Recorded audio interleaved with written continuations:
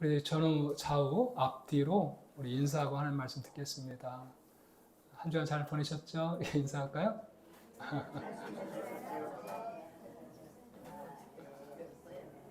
오늘 특별히 우리 주님의 법교 성도님과 또 우리 우성교회 성도님들 함께 오셔서 오늘 함께 예배를 드리고 있어요. 참 교회는 지교회가 있고 또 유니버설 처치라고 그러죠. 우주적 교회가 있어요. 그래서 예수님을 한 머리로 모든 교회가 하나다라는 그런 고백입니다. 이게 공교회라는 의미예요. 공교회. 그래서 비록 우성교회는 서울에 있고 또 주님의 법교는 부천에 있지만 그러나 주 안에서 우리가 하나인 줄로 믿습니다. 그런 공교회 의식을 가지고 또 귀한 교회에 함께 참여해 주시고 또 우리 성도들을 격려해 주시는 우리 우성교회 성도님들에게도 감사를 드립니다. 저는 오늘 시간에 성찬의 유래, 시기 그리고 참된 의미라는 제목을 가지고 하나님 말씀 함께 상고하고자 합니다. 여러분, 우리 설날 있잖아요. 고유명절 설날에 온 가족들이 함께 아침에 모여가지고 먹는 음식이 뭐죠? 떡국이에요, 떡국. 맞아요. 여러분 너무 잘 아시네요. 여러분 떡국을 왜 먹을까요? 혹시 생각해 본 적이 있나요? 왜 다른 거 먹으면 안 되나요? 꼭 떡국을 먹어야 되나요? 여러분 이 떡국에 깊은 상징과 의미가 있어요.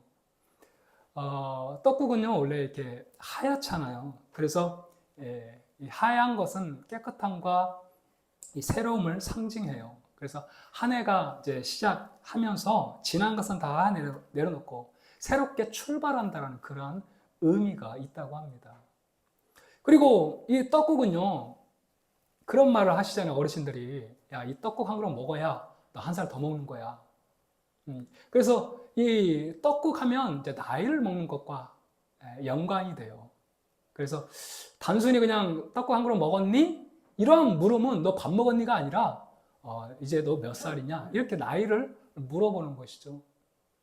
그리고 이 떡국은 이 가래떡, 긴 가래떡을 이렇게 잘라서 이제 끓이는 건 아닙니까? 그래서 이 가래떡은 이제 무병장수를 이제 의미하는 것이죠.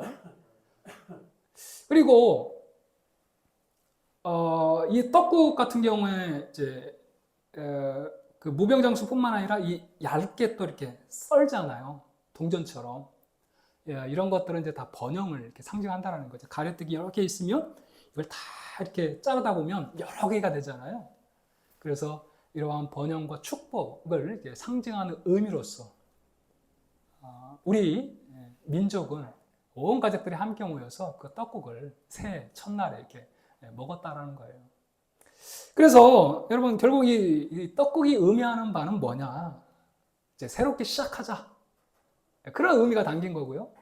또 이제 복을 받고 함께 살아간다는 그런 의미를 담아서 온 가족들이 함께 그런 상징적인 식사를 하는 것이 떡국을 먹는 거예요. 여러분 처음 하셨죠?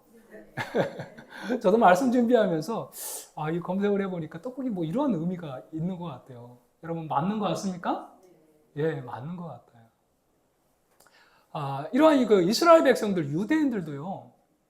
오늘날 우리가 설 명절에 먹는 그 떡국처럼 6월절이 되면 이제 유대인들의 가장 큰 절기가 바로 6월절인데 이 6월절을 기념해서 그렇게 쓴 나물, 그 다음에 누룩이 들어가지 않는 무교봉, 그리고 양고기, 그리고 그와 함께 이제 포도주 잔을 4잔씩을 이렇게 곁들이면서 식사를 이렇게 하는 그런 전통이 있는 거예요. 이스라엘 백성들은 단지 이것을 전통으로 지키는 것이 아니라 우리가 애굽에서 어떤 삶을 살았는지 그 고난을 기억하고 그리고 애굽에서 마침내 하나님께서 10가지 재앙을 통해 출애굽시킨 그 구원의 사건을 다시 서로 나누면서 우리 민족을 구원한 그 하나님을 다시 바라보는, 기억하는 그러한 자리로 이 6월절을 지키게 된 것입니다. 오늘 말씀을 보면요, 이제 십자가의 죽음을 앞둔 예수님께서 제자들과 함께 마가의 다락방에서 마지막 만찬 식사를 합니다. 식사예요, 식사. 근데 그 식사가 바로 유월절 식사예요. 그날이 바로 유월절이거든요, 유월절. 이제 하루 있으면 예수님은 십자가 못 박혀 죽습니다. 마지막 만찬이에요, 마지막. 오늘 본문을 우리가 살펴보면서 이러한 유월절 만찬, 유월절 식사가 어떻게 예수님의 사랑과 희생을 기념하는 빵과 포도주를 나누는 이 거룩한 예식으로 바뀌었는지. 여러분 궁금해하지 않아요? 그냥 식사하는 거잖아요. 유월절 식사였단 말이에요, 식사. 모든 사람들이 다 유월절이 되면 당연히 다 식사를 했단 말이에요. 예수님과 예수님의 제자들도 같이 모여서 식사를 하는 거예요. 그런데 어떻게 이것이 예수님의 사랑과 그러한 헌신을 기념하는 빵과 포도주를 나누는 거룩한 만찬, 성만찬으로 바뀌었는지를 우리가 오늘 이 시간 한번 살펴보고요. 그리고 예수님과 제자가 나누는 바로 이 성찬의 시기를 좀 우리가 살펴보면서 그 은혜를 다시 한번 묵상했으면 좋겠어요. 그리고 마지막으로 성찬의 참된 의미가 무엇인가. 오늘 이 본문을 통해서 그 은혜를 한번 살펴보고자 합니다. 여러분, 첫 번째, 왜 유월절 만찬이 예수님의 사랑과 희생을 기념하는 빵과 포도주를 나누는 거룩한 예식으로 이 성만찬으로 바뀌었는가를 우리 한번 살펴보고자 합니다. 유대인들은 이 애굽에서의 고난과 하나님의 능력으로 출애굽을 했음을 기념하기 위해서 매년 1월 14일 저녁부터 유월절을 지켰습니다. 자, 유대인들이 유월절이 되면요, 이 유월절 절차에 따라서 음식을 먹습니다. 절차가 있어요, 절차. 그 절차를 세데르라고 하는데, 가장 먼저 이 포도주를 따릅니다. 잔에다가 포도주를 딱 따르고 축복문을 낭독을 해요, 축복문. 자, 그리고 축복이 끝나면 이제 손을 씻고 이 파슬리나 샐러드를 소금물에 찍어 먹습니다. 소금물에 찍어 먹어요. 고난을 이제 상징하는 것이죠. 다음에는 누룩을 넣지 않는 빵, 이 무교병을 이렇게 부러뜨린 후에 첫 번째 잔을 이렇게 마십니다. 그리고 빈 컵에 다시 포도주를 이렇게 채우는 거죠. 자, 그게 22절의 내용이에요.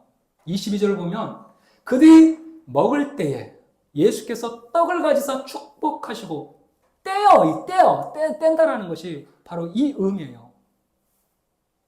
이 무교병을 이렇게 떼는 거죠. 그리고 제자들에게 이렇게 주시는 거예요. 자, 그리고 나서 이제 무교병까지 이렇게 딱 뗐어요. 그리고 나서 이제 과거를 기억하면서 출애굽에 대한 이야기를 나눕니다. 자녀들과 함께 출애굽에 대한 이야기를 나누는 거예요. 아이야, 왜 우리가 이 쓴 나물을 먹고 누룩 넣지 않는 이 빵을 먹는 줄 아니? 라고 하면서 이 출애굽 이야기를 나눕니다. 그리고 하나님께서 10가지 재앙을 통해서 이 애굽을 심판하시고 구원하신 이야기를 또 함께 나누는 것이죠. 그리고 하나님께서 정말 출애굽 가운데 베푸신 그 이적을 생각하면서 그 하나님을 찬양하면서 이제 두 번째 잔을 이렇게 마시는 겁니다. 자, 그리고 그 축복 기도가 이제 끝난 후에 이제 쓴 나물을 양념장에 찍어 먹는다 그래요. 쓴 나물을 양념장에 이제 찍어 먹습니다. 그리고 이 무교봉을 이렇게 딱 이렇게 쌓아가지고 그 나물을 또 쌓아가지고 무교봉과 함께 먹는 거예요. 여러분 생각해 보세요. 쓴 나물이죠. 누룩도 들어가지 않는 그 빵을 이렇게 쓴 나물에다 쌓아가지고 먹는다고 생각해 보세요. 맛이 있겠어요, 없겠어요? 그래서 그 고난을 상징하는, 정말 우리가 출애굽 때, 애굽에 종살이 할 때 얼마나 우리가 그 고난의 현장에 있는지 그걸 잊지 않기 위해서 그렇게 먹는다라는 거예요. 그리고 이렇게 이 쓴 나물을 이제 다 먹고 난 후에, 그리고 이제 메인 요리 양고기를 먹습니다. 양고기. 드디어 그 양을 잡아가지고 이제 그 피는 제단에 뿌리죠. 그래서 죄사함을 받고 그 양고기를 이제 먹게 되는 거예요. 그리고 이제 마지막으로 감추었던 이 무교병을 또 찾아서 먹고, 그 다음에 식사 후에 세 번째로 이제 포도주 잔을 또 들이킨다고 합니다. 그리고 이제 마지막으로 시편 113편에서 118편까지 읽고, 이제 마지막 네 번째 포도주 잔을 들이키면서 그 모든 유월절 잔치가 끝나게 되었다라는 거예요. 그러니까 이 유월절 잔치는요, 해가 지면서 아주 오랫동안 이렇게 진행이 되는 것이죠. 그런데 놀라운 사실은 이 유월절 예식, 이 예식에 따라서 만찬을 드시면서 예수님께서 떡을 떼어 제자들에게 주시면서 하는 말이, 받으라! 이것이 내 몸이라, 이렇게 말하고 있다는 거예요. 여러분, 이거 얼마나 쇼킹한 말이에요. 지금 무교병을 이렇게 나눠주면서 이것이 내 몸이다, 이렇게 말하는 거예요. 내 몸이다. 그러니까 예수님께서 하시는 말씀, 이 말씀을 통해서 더 이상 어린 양이 아니다. 내 자신이, 예수님 자신이 친히 찢기는 희생제물이 되겠다라는 선언이에요. 더 이상 어린 양이 아니라 내가 널 위해 친히 희생제물이 되어서 내 몸이 찢겨질 것이라고 지금 말씀하고 있다라는 거죠. 이처럼, 이 빵이 이렇게 다 떼어지는 것처럼 우리 예수님도 우리를 위해 이제 조금 있으면 십자가에서 다 찢기진 그러한 몸이 될 것이라고 말씀하고 있는 거죠. 우리 요한 1서 2장 2절을 보면 이렇게 말씀합니다. 우리 한번 같이 읽어볼까요? 그는 우리 죄를 위한 화목제물이니 우리 위할 뿐 아니요 온 세상의 죄를 위하심이라. 아멘. 당시에 제사는요, 다 제물을 드려야 돼요. 그리고 그 죄 때문에, 나의 죄 때문에 바로 그 제물이, 희생 제물이 드려지는 것이, 이게 바로 희생 제물이에요. 그래서 양이라든지 소라든지 염소라든지 이러한 이 동물들이 죄를 지은 사람 대신에 죽어져서 피를 흘림으로 그 생명을 정말 죄 지은 자가 반드시 그렇게 죄값을 치러야만 되는데, 그 동물이 대신, 사람 대신 드려짐으로 말미암아 인간의 죄가 사하여졌던 거예요. 이제 예수님은 더 이상 어린 양이 아니다. 내가 바로 너희를 위한 희생 제물이 될 것이라고 말씀하시면서 지금 받으라! 이것은 내 몸이다. 예수님이 친히 자신이 희생 제물이 될 것이라고 말씀하고 있는 것이죠. 또 우리 24절에 보면 포도주 잔을 이렇게 드시면서 이것은 많은 사람을 위하여 흘리는 나의 피, 곧 언약의 피다, 이렇게 말하고, 언약의 피다. 자, 이 잔, 네 번의 잔을 이렇게 먹는다고 그랬잖아요. 6월절 행사 때. 이 잔을 이제 들이키면서 예수님께서 그렇게 말씀하시는 거예요. 이것은 많은 사람을 위하여 흘리는 나의 피, 곧 언약의 피다. 유대인들은요, 이 언약의 피 하면 딱 두 장면이 떠오르지 않을 수 없어요. 그들은 이 언약의 피라는 이 단어가 딱 들어가면 반드시 구약의 두 구절을 연상할 수밖에 없어요. 그 첫 번째가 출애굽기 24장이에요. 가장 먼저 이 말씀이 이렇게 등장하는 부분이거든요. 모세가 이제 하나님과 이스라엘 백성 사이에 이 언약, 이 약속을 맺을 때에 짐승을 잡아가지고 짐승의 피를 이제 뿌리면서 이렇게 말합니다. 이는 여호와께서 너희와 세우신 언약의 피다. 그러니까 당시 언약은요, 그냥 말로만 이렇게 맺는 게 아니에요. 반드시 언약을 맺으려면 짐승을 잡아서, 그리고 그 짐승 사이를 쪼갠 다음에, 그리고 그 피는 제단에 뿌리고, 그리고 두 당사자가 그 사이를 걸어가야 됐어요. 이 말은 어떤 의미냐? 너희가 이 언약을 지키지 않을 때는 반드시 이 죽음으로 대가를 치러야 한다는 거예요. 너희들이 언약을 만약에 깬다고 한다면 반드시 생명으로 갚아야 된다. 또 한 그림은 또 한 그림은 이 출애굽 과정에서 우리가 볼 수 있는데 출애굽기 12장에 나오는 말씀이죠. 하나님께서 10가지 재앙을 이제 애굽에 내리시는데 마지막 이 10가지 10번째 재앙이 바로 장자의 죽음이에요. 장자의 죽음. 죽음의 사자가 이제 애굽의 모든 가정에 다 들어간다는 거예요. 죽음의 사자가. 여러분, 죽음의 사자가 들어가면 어떻게 되겠어요? 다 죽겠죠. 죽음의 사자가 들어가니까.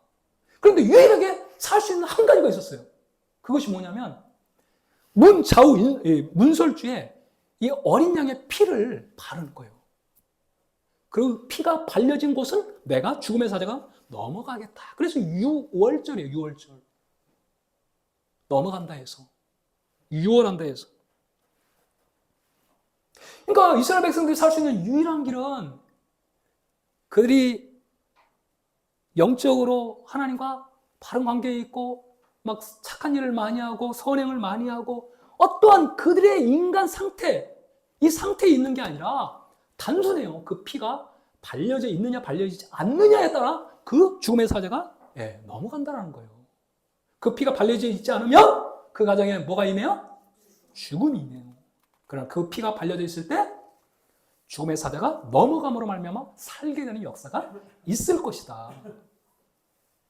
그러니까 인간의 어떠한 상태가 아니라 중요한 건 피예요, 피. 그 피가 발려져 있느냐 없느냐에 따라서 살고 죽는 역사가 결정된다는 거예요. 할렐루야. 예수님은 지금 이 표현을 그대로 가져와서 자신에게 적용하고 있어요. 이제 더 이상 짐승의 피가 아니라 내 피로 언약이 세워진다. 할렐루야. 내 피가 발려져 있는 자만이 살게 될 것이다. 내가 널 위해 나의 생명을 내어줌으로 네가 살게 되는 역사가 일어나게 될 것이다. 여러분, 당시 피는 생명을 상징했어요. 당시 피는 죄에 대한 대가를 상징했습니다. 이 피로써 언약이 확정이 되는 거예요. 여러분, 성경은 그래서 히브리서 9장 22절에 이렇게 말씀합니다. 우리 이 말씀 한번 같이 읽어봅시다. 율법을 따라 거의 모든 물건이 피로써 정결하게 되는 피 흘림이 없으니 사함이 없느니라. 아멘. 피 흘림이 없이는 결코 사함이 없어요. 죄사함이 없어요. 반드시 이 죄에 대한 대가는 사망이요, 죽음, 생명을 내놓아야 하는 것입니다. 그래서 여러분, 예수님께서 우리 죄 대신에 그 십자가에 예수님의 생명을 내어 놓으신 거예요. 여러분, 모든 물건이 피로써 정결하게 되는 피 흘림이 없으니 결코 사함이 없다고요. 예수님은 지금 떡과 포도주를 마시면서 자신이 바로 그 6월절의 어린 양이라고 말씀하시면서 그 어린 양이 떼어지고 찢기고 그래서 그 어린 양이 피를 흘려 그 피가 발린 곳곳마다 살게 되는 것처럼 내가 널 위해 몸 찢기고 피 흘리고 그래서 마침내 너희의 죄가 사함받고 살게 되는 역사가 있을 것이다. 지금 예수님께서 이렇게 말씀을 하고 있는 것입니다. 지금까지 우리는 죽음의 공포와 인생의 허물을 가려보려고 우리 나름대로 우리 인생의 문설주를 이 문설주에 무엇인가를 바르며 살아왔어요. 모든 사람들은 다 우리 마음의 문설주에 살기 위해서 무엇인가를 바르며 살아왔습니다.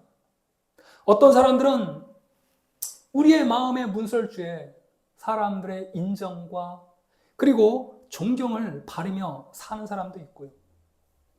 어떤 사람은 이 통장 잔고를 우리의 마음에 이렇게 딱 바르면서 이만하면 안전하다, 이만하면 살만하다 그러면서 스스로를 그렇게 안심시켜 왔어요. 우리 종교인들은 어떻습니까? 우리 그리스도인들 중에서도 자기의 의로움을 덕지덕지 우리의 마음의 문설주에 이렇게 바르면서 내가 구원을 받았다라고 그렇게 스스로를 증명하며 애쓰는 사람들이 얼마나 많은지 몰라요.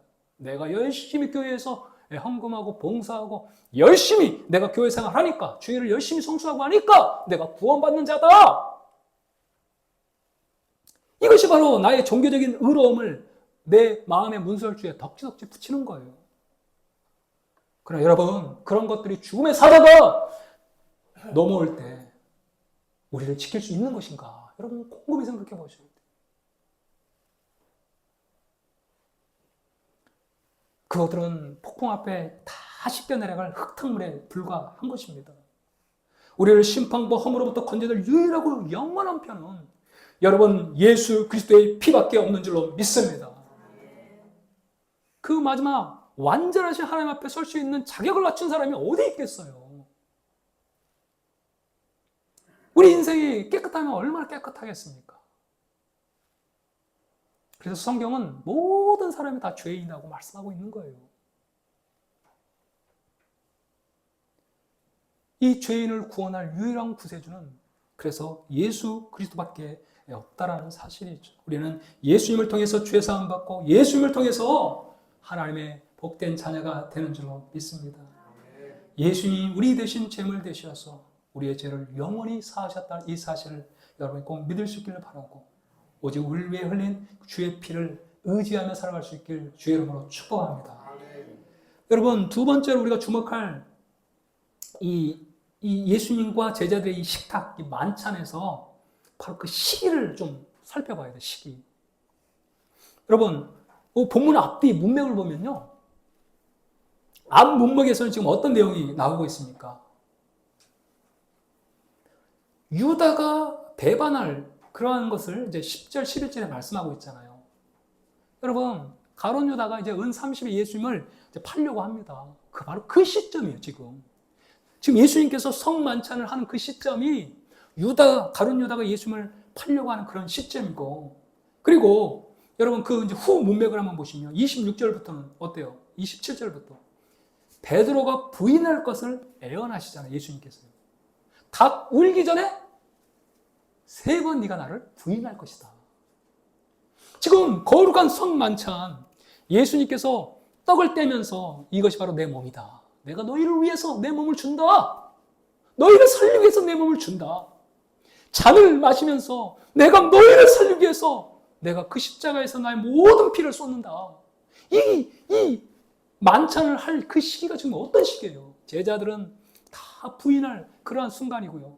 가룟 유다는 예수님을 은 30에 팔려고 하는 바로 그 순간. 그러니까 예수님을 부인하고 떠나고 심지어 예수님을 팔아버리려고 하는 어떻게 보면 가장 원수와 같은 바로 그 순간. 그 순간에 지금 예수님은 성찬을 베풀고 있다라는 것입니다. 여러분 우리는 이것을 아셔야 한다는 거예요. 예수님은 제자들이 완벽할 때 모든 조건을 다 갖추었을 때 이 성찬을 여러분 하신 게 아니라고요. 가장 인간적으로 배신을 하고 부인하고 떠나려고 하는 바로 그 순간, 그 찰나, 그 순간에 지금 예수님께서 그 제자들을 위해서 우리를 위해서 자기의 몸을 찢기시고 피를 흘리신다는 사실이죠. 로마서 5장 8절은 이렇게 말씀합니다. 우리가 아직 죄인 되었을 때 그리스도께서 우리를 위하여 죽으심으로 하나님께서 우리에 대한 자기의 사랑을 확증하셨느니라.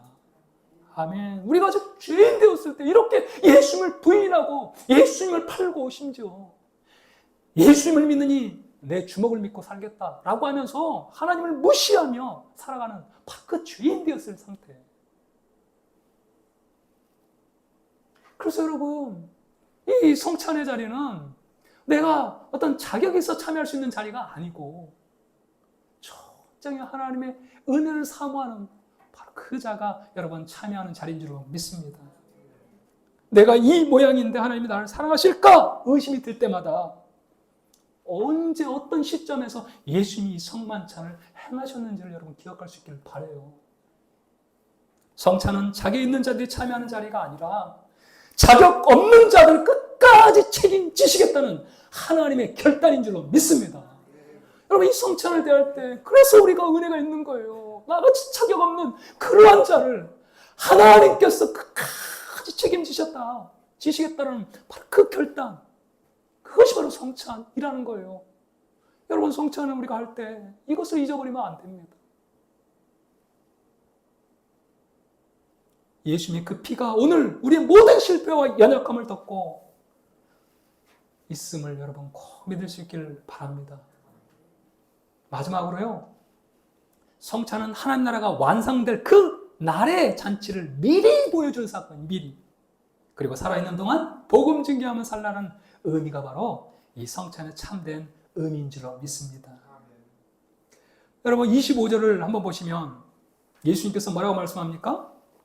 진실로 너에게 이르노니 내가 포도나무에서 난 것을 하나님의 나라에서 새 것으로 마시는 날까지 다시 마시지 아니하리라 하시니라. 여러분 우리가 주목할 말씀이 뭐냐면 하나님의 나라에서 새 것으로 마시는 날까지. 그러니까 예수님은 지금 어떤 금식 선언을 하는 게 아니에요. 하나님의 나라에서 새 것으로 마시는 그날이 있다라는 거예요. 할렐루야. 하나님의 나라에서 새 것으로 마시는 그날이 있단 말이에요. 예수님이 우리 죄를 위해 십자가에 죽고 죽은 3일 만에 부활하시고 부활 승천하시고 이제 다시 이 땅을 재림하실 테인데, 그래서 그날 이제 새 하늘과 새 땅이 새 예루살렘이 하늘로부터 내려오죠. 그래서 만물을 새롭게 갱신하는 그 날이 이제 도래할 거예요. 바로 그 날에 이제 이 만찬을 새롭게 다시 할 것이다. 그러니까 이 말씀은 예수님이 재림을 약속하는 말씀이고 동시에 혼인잔치의 초대인 줄로 믿습니다. 여러분 성경은 그 마지막을 이렇게 묘사하잖아요. 다시는 눈물도 죽음도 고통도 없는 자리, 영원히 주님과 함께 얼굴과 얼굴을 맞대며 그렇게 복락을 누리며 살아가는 그 영원한 만찬이 있는 바로 그 자리가 이제 주님을 통해서 완성될 그 하나님의 나라예요. 로마서 8장 18절은 이렇게 말합니다. 생각하건대 현재의 고난은 장차 우리에게 나타날 영광과 비교할 수 없도다. 수많은 초대교회 성도들이요, 로마의 사자굴로 끌려가면서도 하나님을 찬양할 수 있었던 이유가 바로 이 이유예요. 오늘 우리가 대하는 이 만찬이 결코 끝이 아니다. 주님과 함께 누릴 그 영원의 영광스러운 잔치, 그 잔치가 우리를 기다리고 있다. 그래서 그들은 사자의 밥이 되어질지언정 결코 슬퍼하거나 낭망하지 않았어. 그 영원한 잔치를 바라보면서 그들은 오늘 믿음으로 승리하는 인생을 살아간 줄로 믿습니다. 우리도 이 영광스러운 미래를 바라보면서 우리 성도들끼리 서로 사랑하고 죄와 불의에 대해 여러분 끝까지 싸우며 우리의 믿음을 지켜가야 될 줄로 믿습니다. 그 영광스러운 잔치를 바라보면, 그러니까 이 성찬은요 프리뷰. 어떤 영화를 볼 때 미리 예고편 나오잖아요, 그죠? 이 성찬은 마지막 날에 있을 그 영광스러운 만찬을 보여주는 프리뷰예요, 프리뷰. 여러분 오늘 성찬을 대할 때 그 영광스러운 주님의 재림의 날, 완성된 하나님의 나라에서 영원한 만찬을 즐길 그 날을 여러분 바라볼 수 있는 저 여러분이 되길 축복합니다. 또 한 가지가 뭐냐면 이 영광스러운 날을 바라보면서 그럼 우리 이 땅에서 무엇하며 살아가야 되는가? 복음을 전하며 살아가라고 말씀하고 있다는 거예요. 여러분 고린도전서 11장 26절 말씀을 같이 한번 읽어봅시다. 시작. 너희가 이 떡을 먹으며 이 잔을 마실 때마다 주의 죽으심을 그가 오실 때까지 전하는 것이니라. 아멘. 주의 죽으심을 그가 오실 때까지 어떻게 한다고요? 전하는 것이다. 우리의 삶의 현장에서 우리를 살리기 위해서 우리 대신 몸 찢기시고 피 흘리신 바로 그 예수 그리스도, 당신도 그 예수를 영접할 때만이 유일하게 구원받을 수 있습니다. 생명을 건질 수 있습니다. 죽음의 사자가 넘어가 생명을 살게 되는 역사가 있게 되는 것입니다. 바로 이 영혼관을 여러분 감당하며 살아가는 것, 이것이 진정한 성찬의 의미라는 거예요. 할렐루야. 분명히 말씀하잖아요. 너희가 이 떡을 먹으며 이 잔을 마실 때마다 주의 죽으심을 그가 오실 때까지 전하는 것이니라. 이 성찬을 대할 때마다 여러분 우리가 살 수 있는 유일한 길은 바로 예수 그리스도를 믿는 것 외에는 길이 없다는 사실을 여러분 우리가 날마다 날마다 우리의 삶의 위치에서 여러분 증거해야 될 줄로 믿습니다. 다음 주에는요, 우리가 잃은 양을 찾기 위해서 잃은 양을 작정하는 그러한 시간을 갖고자 해요. 한 주간 여러분 기도하면서 여러분 주변에 혹시 잃어버린 하나님의 양이 없지 않는가 여러분 둘러보십시오. 그리고 한번 우리가 부활주일 때 그 명단을 하나님 앞에 올려보자. 그래서 그 영혼을 위해서 우리가 함께 기도하고 그 영혼을 섬기고 정말 그래서 그 잃어버린 영혼을 주님 앞에 인도하는, 그럴 때 여러분 하나님 아버지가 가장 기뻐하지 않겠어요? 그래서 이 성찬은 아주 뜻깊은 시간인 거예요. 사랑하는 여러분, 예수님은 지금 이 성만찬의 자리로 우리를 초대하고 있어요. 초대하고 있어요. 받으라예요, 받으라. 너희들이 조건을 갖추었기 때문에 주님이 지금 받으라 말씀하시는 게 아니에요. 부인하고 예수님을 심지어 팔려고 하는 그런 제자들에게 우리 예수님은 받으라고 말씀하고 있는 거예요. 왜요? 내가 다 이루었기 때문이다. 이미 너희의 죄값을 다 지불했기 때문이다. 그래서 받으라 내 몸이다 라는 말은 주님의 놀라운 초청인 거예요. 사랑의 초청인 거예요. 혹시 여러분 가운데 나는 아직 부족한데, 나는 아직 준비가 안 되었는데 이렇게 생각하는 분이 있다고 한다면 오늘 말씀을 기억할 수 있기를 바랍니다. 이제 더 준비하려고 하지 마세요. 더 괜찮아지려고 하지 마세요. 더 자격을 만들려고 하지 마세요. 그냥 받으십시오. 이미 예수님께서 우리의 죄값을 다 지불하셨어요. 이제 그 구원의 자리로 나오라고 주님께서 초청하고 있는 것입니다. 사랑하는 성도 여러분, 세상 우리에게 말합니다.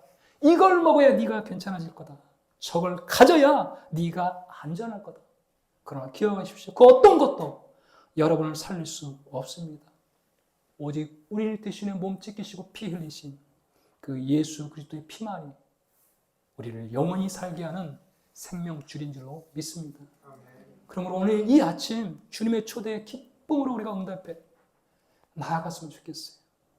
이렇게 고백하면서 말해요. 주님, 제가 그동안 썩어질 양식을 구하느라 너무도 배고픈 인생을 살았습니다. 이제 떡을 받으며 주님, 이제 내가 주님으로 살겠습니다. 우리가 잔을 마시며 주님, 내 생명은 주님의 피에 있습니다. 이제 나의 어떠함이 아니라 주님의 피 공로를 진실로 의지합니다. 자, 이러한 마음을 가지고 우리 이제 성찬에 참여하겠습니다.